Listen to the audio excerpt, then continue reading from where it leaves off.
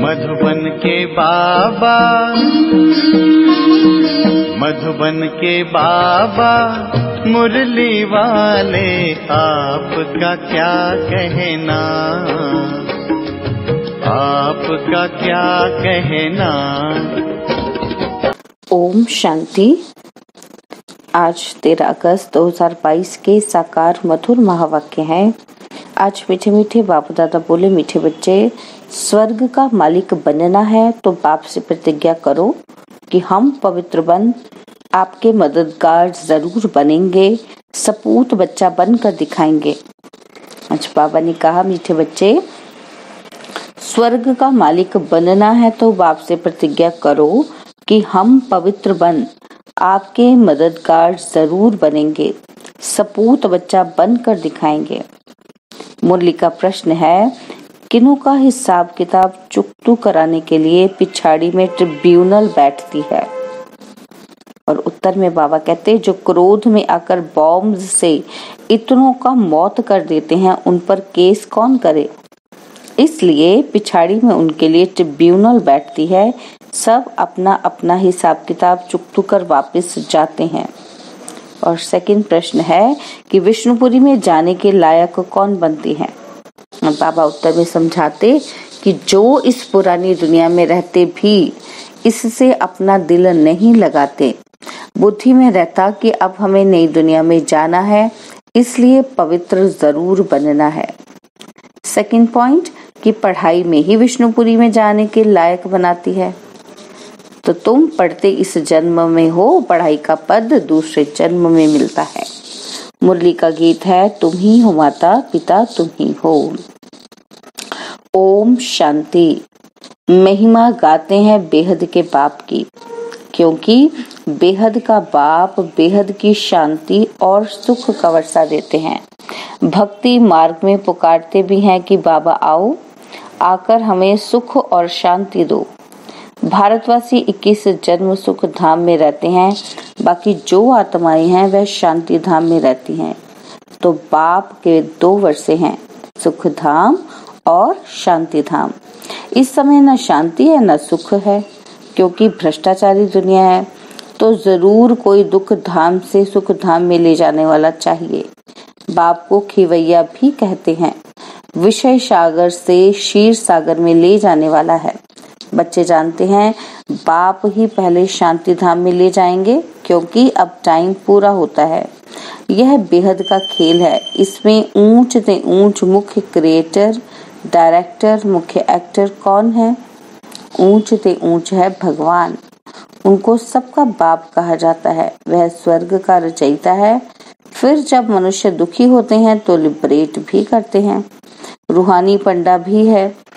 सभी आत्माओं को शांति धाम में ले जाते हैं। वहाँ सब आत्माएं रहती हैं। यह ऑर्गन्स यहाँ मिलते हैं जिससे आत्मा बोलती है। आत्मा खुद भी कहती है कि जब मैं सुख धाम में थी तो शरीर सतो प्रधान था। मैं आत्मा 84 जन्म भोगती हूँ। सत्युग में 8 जन्म, त्रेता में 12 जन्म पूरे हुए, फिर फर्स्ट नंबर में आ जाना है। बाप ही आकर पावन बनाते हैं, आत्माओं से बात करते हैं। आत्मा शरीर से अलग है तो कुछ बात नहीं कर सकती। जैसे रात में शरीर से अलग हो जाती है। आत्मा कहती है कि मैं इस शरीर से काम कर थक गया हूँ, अब विश्राम करता हूँ। आत्मा और शरीर दोनों अलग चीज है। यह शरीर जब पुराना है तो यह है ही पतित दुनिया। भारत नया था तो इसको स्वर्ग कहा जाता था। अभी नर्क है, सब दुखी हैं। बाप आकर कहते हैं कि इन बच्चियों द्वारा तुमको स्वर्ग का द्वार मिलेगा। बाप शिक्षा देते हैं, पावन बन स्वर्ग का मालिक बनो। पतित बनने से तुम नर्क के मालिक बन पड़े हो। यहाँ 5 विकारों का दान लिया जाता है। आत्मा कहती है कि बाबा हम आपको स्वर्ग का मालिक बनाते हैं, आप हमको स्वर्ग का मालिक बनाते हो। हम प्रतिज्ञा करते हैं कि हम पवित्र बन आपके मददगार जरूर बनेंगे। बाप का बच्चा जो ओबीडिएंट रहते हैं उन्हें सपूत कहा जाता है। कपूत को वर्षा मिल न सके, यह बाप बैठ समझाते हैं। निराकार भगवान की निराकारी आत्माएं बच्चे हैं। फिर प्रजापिता ब्रह्मा की संतान बनते हैं तो भाई बहन हो जाते हैं। जैसे यह ईश्वरीय घर है और कोई संबंध नहीं, भल घर में मित्र संबंधी आदि को देखते हैं, परंतु बुद्धि में है कि हम बाप दादा के बने हैं। वह बाप यह दादा बैठे हैं। यहाँ गर्भ जेल में तो सजाएं खाते हैं। सत्युग में जेल होता नहीं, वहाँ पाप ही नहीं होता, क्योंकि वहाँ रावण ही नहीं, इसलिए वहाँ गर्भ महल कहा जाता है। जैसे पीपल के पत्ते पर कृष्ण को दिखाते हैं, वह भी गर्भ जैसे क्षीर सागर है। सत्युग में न गर्भ जेल होता, न वह जेल होता। आधा कल्प है नई दुनिया। वहाँ सुख है। जैसे मकान पहले नया होता है फिर पुराना होता है, वैसे सत्युग है नई दुनिया और कलयुग है पुरानी दुनिया। कलयुग से फिर सत्युग जरूर बनना है। चक्र रिपीट होता रहता है। यह बेहद का चक्र है, जिसकी नॉलेज बाप ही समझाते हैं। बाप ही नॉलेजफुल है, इनकी आत्मा भी नहीं समझा सकती। वह पहले पावन थे, फिर 84 जन्म ले पतित बने हैं। तुम्हारी आत्मा भी पावन थी, फिर पतित बनी है।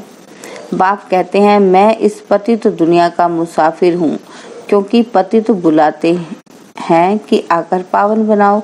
मुझे अपना परम धाम छोड़ पतित दुनिया, पतित शरीर में आना पड़ता है। यहाँ तो पावन शरीर है नहीं। यह तो जानते हो, जो अच्छे कर्म करते हैं वे अच्छे कुल में जन्म लेते हैं, बुरे कर्म करने वाले बुरे कुल में जन्म लेते हैं। अब तुम पवित्र बन रहे हो, पहले पहले तुम विष्णु कुल में जन्म लेंगे। तुम मनुष्य से देवता बनते हो। आदि सनातन धर्म किसने स्थापन किया, यह कोई भी नहीं जानता, क्योंकि शास्त्रों में 5000 वर्ष के चक्र को लाखों वर्ष दे दिया है। यही भारत स्वर्ग था, अब तो नरक है। अब जो बाप द्वारा ब्राह्मण बनेंगे वही देवता बनेंगे, स्वर्ग का द्वार देख सकेंगे। स्वर्ग का नाम ही कितना अच्छा है। देवी देवता वाम मार्ग में आते हैं, तब पुजारी बनते हैं। सोमनाथ का मंदिर किसने बनाया? सबसे बड़ा है ये सोमनाथ का मंदिर। जो सबसे साहूकार था उसने ही बनाया होगा। जो सत्युग में पहले महाराजा महारानी लक्ष्मी नारायण थे, वही जब पूज्य से पुजारी बनते हैं तो शिव बाबा, जिसने विश्व का मालिक बनाया है, उनका मंदिर बनाते हैं। खुद कितना साहूकार होंगे तब तो इतना मंदिर बनाया, जिसको मोहम्मद गजनवी ने लूटा। सबसे बड़ा मंदिर है शिव बाबा का। वह है स्वर्ग का रचयिता, खुद मालिक नहीं बनते हैं। बाप जो सेवा करते हैं उसको निष्काम सेवा कहा जाता है। बच्चों को स्वर्ग का मालिक बनाते, खुद नहीं बनते, खुद निर्वाण धाम में बैठ जाते हैं। जैसे मनुष्य 60 वर्ष के बाद वानप्रस्थ में जाते हैं, सत्संग आदि करते रहते हैं, कोशिश करते हैं कि हम भगवान से जाकर मिले, परंतु कोई मेरे से मिलते नहीं है। सबका लिबरेटर गाइड एक ही बाबा है और सभी हैं जिस्मानी यात्रा कराने वाले। अनेक प्रकार की यात्रा करते हैं, यह है रूहानी यात्रा। बाप सभी आत्माओं को अपने शांति धाम में ले जाते हैं। अभी तुम बच्चों को बाप विष्णुपुरी में ले जाने के लायक बना रहे हैं। बाप आते ही हैं सेवा करने। बाप कहते हैं, इस पुरानी दुनिया में कोई से दिल नहीं लगाओ, अब जाना है नई दुनिया में। तुम आत्माएं सब ब्रदर्स हो, इसमें मेल भी हैं फीमेल भी हैं। सत्युग में तुम पवित्र रहते थे, उसको कहा ही जाता है पवित्र दुनिया। यहाँ तो 5-7 बच्चे पेट चीरकर भी निकालते हैं। सत्युग में लॉ बना हुआ है कि जब समय होता है तो दोनों को साक्षात्कार हो जाता है कि अब बच्चा होने वाला है। उसको कहा जाता है योग बल। पूरे टाइम पर बच्चा पैदा हो जाता है, कोई तकलीफ नहीं, रोने की आवाज नहीं।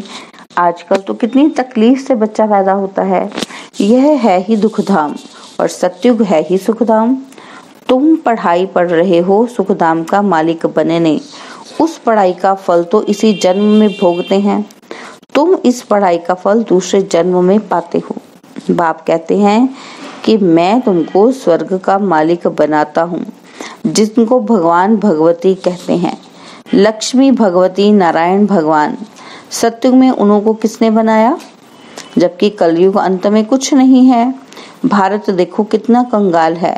मैं ही सबको सद्गति देने आता हूँ। सतयुग त्रेता में तुम सदा सुखी रहते हो। बाप इतना सुख देते हैं जो भक्ति मार्ग में भी फिर उनको याद करते हैं। बच्चा मर जाएगा तो भी कहेंगे कि हे भगवान, हमारा बच्चा मार डाला। भगवान को ही दोष देंगे, है ना। तो बाप कहते हैं जबकि तुम कहते हो कि सब कुछ ईश्वर ने ही दिया है, उसने ही लिया, फिर रोते क्यों हो, मोह क्यों रखते हो। सतयुग में मोह होता ही नहीं। वहां जब शरीर छोड़ने का टाइम होता है तो टाइम पर छोड़ते हैं। स्त्री कब विधवा नहीं बनती, जब टाइम पूरा होता है। बूढ़े होते हैं तो समझते हैं अब जाकर बच्चा बनेंगे, तो शरीर छोड़ देते हैं। सर्प का मिसाल, अब तुम जानते हो ये कलयुगी शरीर बहुत पुरानी खाल है। आत्मा भी पतित है तो शरीर भी पतित है। अब बाप से योग लगाए पावन बनना है। यह है भारत का प्राचीन राजयोग। सन्यासियों का तो हठ योग है। शिव बाबा कहते हैं कि मैं इन माताओं द्वारा स्वर्ग का द्वार खोलता हूँ। माता गुरु बिगर किसी का उद्धार नहीं हो सकता है। बाप ही आकर सबकी सद्गति करते हैं, तुमको भी सिखलाते हैं, फिर तुम मास्टर सद्गति दाता बन जाते हो। सबको कहते हो मौत सामने खड़ा है, बाप को याद करो, सब खत्म हो जाना है। बॉम्ब्स आदि बनाने वाले खुद भी मानते हैं कि इससे विनाश होना है, परंतु हमें कौन प्रेरता है पता नहीं। समझते हैं एक बॉम्ब फेंकने से सब खत्म हो जाएंगे। बाकी थोड़ा समय है, जब तक तुम कांटों से फूल बन जाओ। यह है ही कांटों की दुनिया। भारत ही फूलों की दुनिया थी, अब है वैश्यालय, फिर होगा शिवालय, अर्थात शिव द्वारा स्थापन किया हुआ स्वर्ग।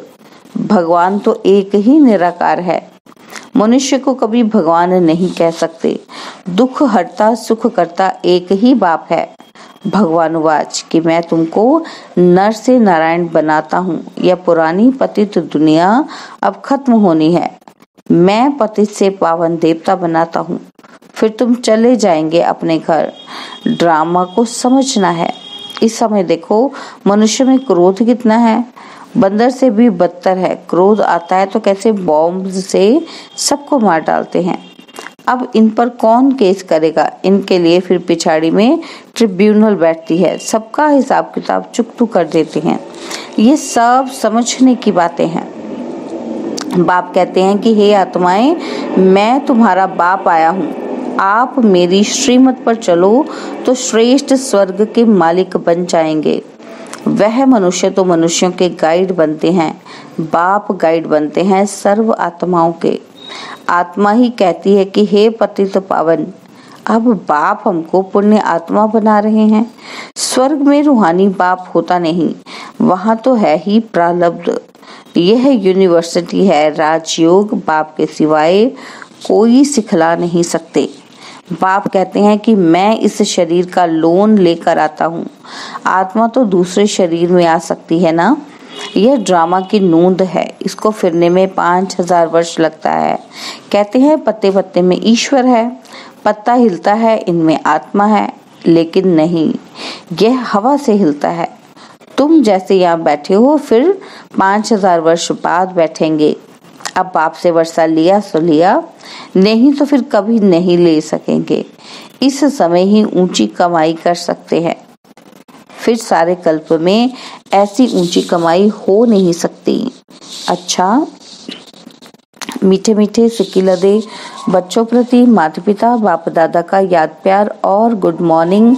रूहानी बाप की रूहानी बच्चों को नमस्ते। हम रूहानी बच्चों की रूहानी बाप दादाजी को दिल व चांद सिकवा प्रेम से नमस्ते। ओम शांति। प्यारे बाबा, मीठे बाबा, मेरे बाबा, शुक्रिया बाबा, शुक्रिया बाबा, शुक्रिया बाबा।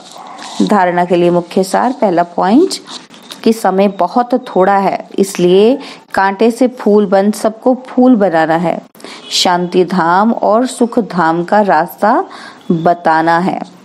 वैष्णव कुल में जाने के लिए अच्छे कर्म करने हैं, पावन जरूर बनना है, सदा रूहानी यात्रा करनी और करानी है। बाबा ने वरदान दिया कि फ्राक दिल बन अखुट खजानों से सबको भरपूर करने वाले मास्टर दाता भव। फ्राक दिल बन अखुट खजानों से सबको भरपूर करने वाले मास्टर दाता भव। आप दाता के बच्चे मास्टर दाता हो। किसी से कुछ लेकर फिर देना वह देना नहीं है। लिया और दिया तो ये बिजनेस हो गया। दाता के बच्चे फ्राक दिल बन देते जाओ। अखुट खजाना है, जिसको जो चाहिए वह देते भरपूर करते जाओ। किसी को खुशी चाहिए, स्नेह चाहिए, शांति चाहिए, देते चलो। ये खुला खाता है, हिसाब किताब का खाता नहीं है। दाता की दरबार में इस समय सब खुला है, इसलिए जिसको जितना चाहिए उतना दो, इसमें कंजूसी नहीं करो। स्लोगन है, अपनी मनसा वृत्ति को ऐसा पावरफुल बनाओ जो खराब भी अच्छा हो जाए। अपनी मनसा वृत्ति को ऐसा पावरफुल बनाओ जो खराब भी अच्छा हो जाए। ओम शांति। और अब यह एक बहुत अच्छी वीडियो भी जरूर देखें।